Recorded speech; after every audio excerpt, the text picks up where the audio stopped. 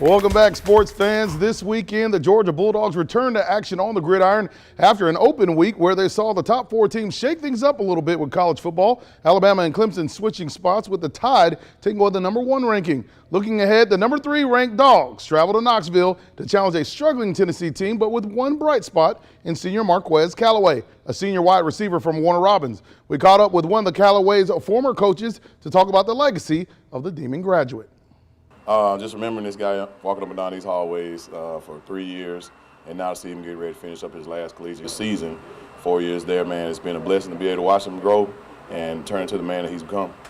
Marquez Callaway got his start wearing orange right here at Warner Robins Middle School before an accomplished high school career at Warner Robins High, becoming an all-state basketball star with the Demons, leading them to a state championship appearance and several region titles before heading off to become a student athlete at the University of Tennessee. First time here in middle school, I had him in 6th grade. Super silly kid, but did everything that you could ever ask him to do. Was not a behavior problem, very mannerable, very well mannered, does exactly what you want him to do. And going to the high school and turning to one of the top kids in the nation was always a goal of his. But if he didn't reach his goal, sometimes in certain things, he didn't let it bother him. He just kept working towards it. But it wasn't the hardwood that earned him Army All-American honors. It was a game of football. As a senior, Callaway had his choice of the top schools in the country, and he went with his heart to enroll in Knoxville and become a volunteer.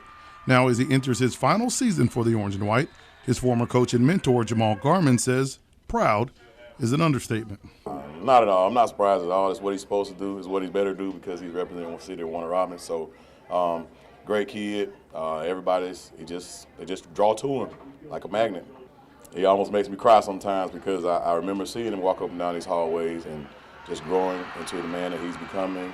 We talk every other day just to make sure that he's on track with what he's doing. And, if he may just need somebody just to listen to what he's got to say, he knows he can come talk to me about it, and it won't be repeated to anyone. So it's a great feeling to, be able to have that relationship with him. And I actually love that young man, like a son. And this coming weekend, when the Dogs go on a road trip to visit Callaway and the Knolls, it's hard not to root for the guy who was #1 in the program and, well, #1 in the hearts of many close to him from Central Georgia.